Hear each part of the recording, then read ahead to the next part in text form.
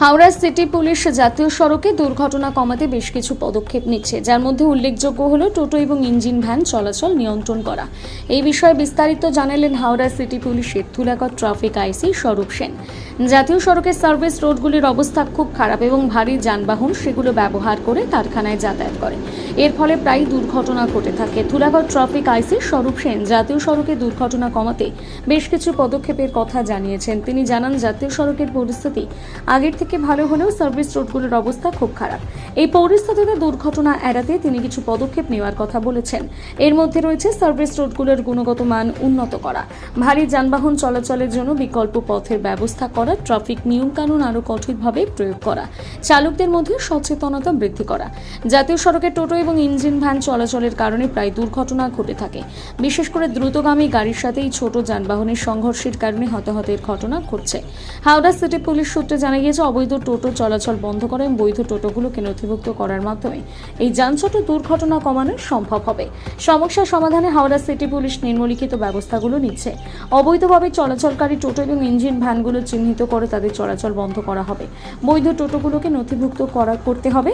Traffic আইন অমান্যকারীদের বিরুদ্ধে কঠোর ব্যবস্থা নেওয়া হবে। এই পদক্ষেপগুলির মাধ্যমে হাওড়া সিটি পুলিশ দুর্ঘটনা কমাতে বদ্ধপরিকর। দেখবেন যে খবর হয়েছিল, এটা পেপারেও বিভিন্ন পেপারে প্রকাশ পেয়েছে। আমরাই কিন্তু এই ইঞ্জিন ভ্যান এবং টোটো সিজ করে সেগুলো অনেকাংশে বন্ধ করার চেষ্টা করেছি। তবে এত সংখ্যায় বেড়ে গেছে, আমরাও চেষ্টা চালিয়ে যাচ্ছি যাতে এটা কিছুটা রিডিউস করা যায় বা এদের মুভমেন্ট অন্তত ন্যাশনাল হাইওয়েতে না হয়। পুরোপুরি বন্ধ করা সম্ভব? আমরা চেষ্টা তো করছি, এখন দেখা যাক কতটা করতে পারি। হাই রোডে হয়তো অনেকাংশে আমরা কমাতে পেরেছি, কিন্তু যখনই আমরা হাই রোডে এগুলোকে চলতে বাধা দিচ্ছি তখন সেগুলো ইন্টারনাল বিভিন্ন জায়গাতে সেগুলো তার মুভমেন্টটা বেড়ে যাচ্ছে। হয়তো সেখানে যানজটও কিছু অংশে এর জন্য দায়ী আর কি। হাইওয়েতে টোটো নিষেধ, কিন্তু এখন হাইওয়েতে টোটো উঠছে, আমাদের চোখে পড়ছে হাইওয়েতে টোটো যাচ্ছে। কিন্তু টোটোগুলো এমন একটা টোটো হয়ে গেছে, এক একজনের মানুষের 4-5টা টোটো হয়ে গেছে।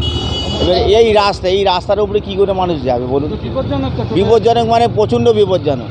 আমরা যেভাবে আমরা গাড়ি নিয়ে যাই, অ্যাক্সিডেন্ট মোটামুটি কী বলবো, 24 ঘন্টার মধ্যে গাড়ি সবসময় জ্যামও হয়ে যাচ্ছে। আর বিশেষ সন্ধ্যের পরে গাড়ি খুব জোর এখানে গাড়ি যায় এটা দিয়ে। আপনারা কি এটা নিয়ে কোনো দেখুন, আমাদের হাতে কি আছে? আমাদের হাতে এখানে কিছুই নেই।